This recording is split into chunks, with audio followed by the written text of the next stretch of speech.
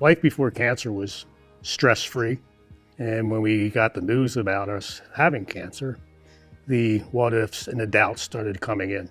It was the exact same day that Bill learned that his cancer had returned.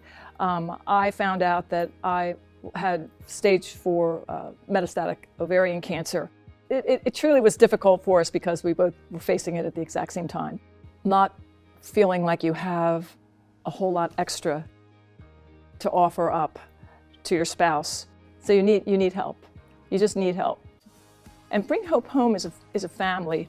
When they say you're invited into the family, you are part of the family, they mean it. They work towards helping people with cancer with their whole heart. Financial support, emotional support, just caring, loving souls who help you as you're trying to figure out a way to make those payments. Bringing Hope Home was the cornerstone for us being able to cope with it the way we did. How we met is we both are dancers. I'm a ballerina and he's a break dancer, and we worked at the same studio. I had a really bad vertigo attack and I've never had that before. I thought that I was dying. Go to the emergency room, they scanned my head and neck.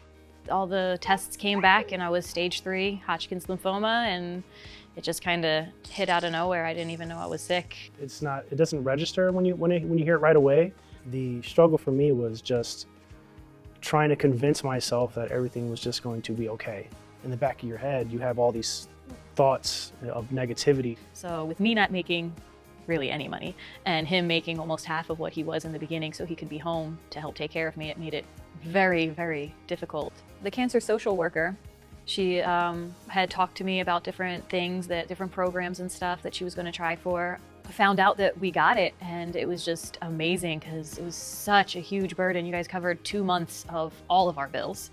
And got Aiden some really nice stuff. We got a $100 gift card for Target for him, and so he was able to have a really, really good Christmas that kind of worried that we wouldn't be able to afford. Thank you all so much. You have no idea how much it means. That ability to know that this one thing is taken care of, that it's taken off of your plate, is just, it's a godsend. See them actually put their words into action. It was really good. Yeah.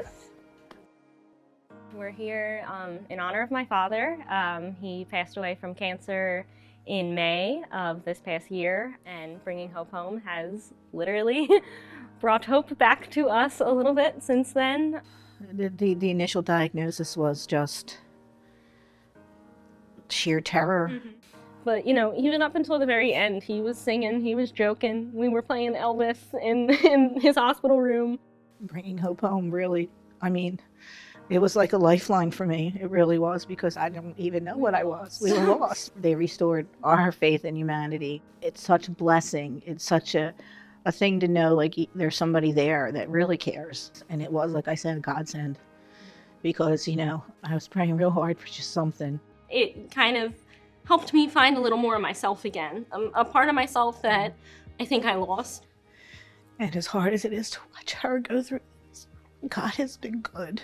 The people that can give, like, financially, like, thank you. The people that can give with their time and volunteering, and I don't know how we would have gotten through anything if it wasn't for you guys. It's just a blessing, and I count my blessings, and I definitely count Bringing Hope Home as a very big blessing in our lives.